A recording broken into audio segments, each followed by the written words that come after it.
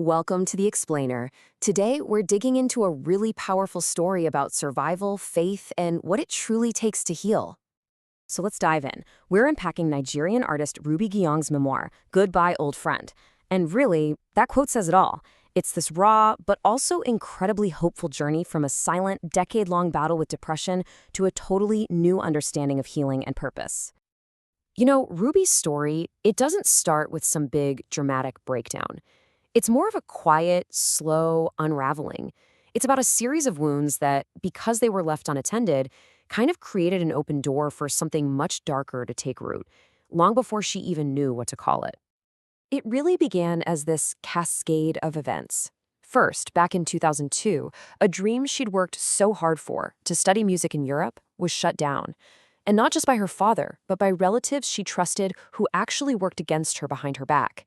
Then, unexpected motherhood brought on what she now recognizes as postpartum depression, a mental fog that made it almost impossible to connect with her new baby.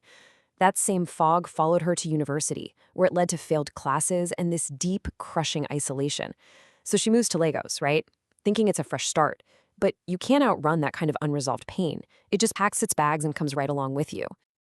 And that's when things took a turn. In Lagos, her promising music career started to stall out. And all that pain she'd been carrying, it started to literally show up in her body in these terrifying physical ways. Her body was screaming what her mind couldn't. I mean, just imagine this. Your heart is pounding out of your chest for no reason at all. You've got this burning in your stomach, like acid is just eating you up from the inside. And maybe the scariest one, sitting in a perfectly sunny room, but feeling your mind just falling into a pitch-black, bottomless well.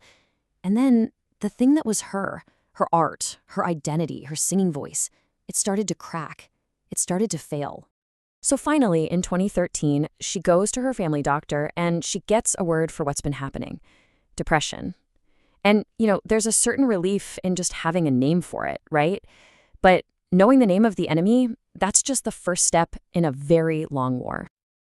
And that war, it got really, really intense between 2014 and 2016. The battle wasn't just in her body anymore. It moved squarely into her mind, and it became this relentless spiritual torment. This is where it became a fight for her life.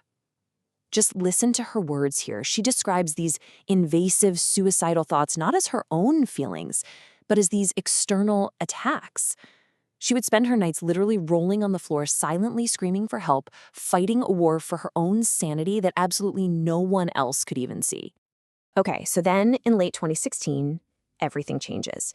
She's desperately searching online, just looking for anything, and she stumbles across this one article that completely flips the script on how she's been fighting this thing.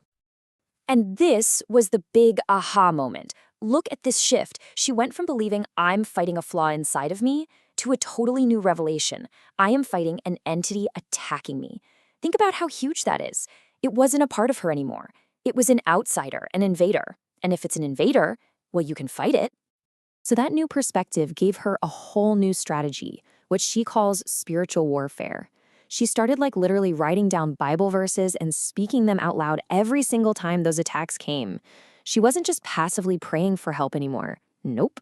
She was actively using scripture as a weapon to fight back. She went from being a victim to a warrior. All right, so she's a warrior now, but this wasn't an overnight victory.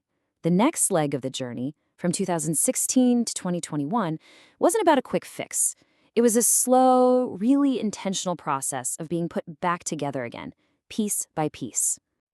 And this verse right here, "He restoreth my soul," that became her anthem. It was this promise, a promise that all those parts of her that felt so fractured and scattered, her mind, her will, her emotions, they could actually be made whole again. And she breaks it down into these 4 key areas of her soul that were healing. First, her mind. That mental fog she'd been living in for years, it started to lift. She could actually think clearly again. Then, her will, her determination, that ability to just decide things, it came back strong. Her emotions started to level out. And finally, her imagination, which had become a playground for fear, it started to fill up with hope, with possibility. So after all of this, Ruby comes to this incredible realization. Her deepest, most awful pain wasn't just for nothing. It wasn't random suffering. It was actually being transformed into her greatest purpose, which was helping other people find their own way out of the darkness. So, what can we take away from this? If you're supporting someone going through this, Ruby's advice is so powerful. The key isn't to fix them, but to just be present, be consistent, even when they pull away. Listen without judgment, and ask those gentle, open questions like, how has your heart been lately? It's about creating a safe space, not offering simple solutions to a really complex battle.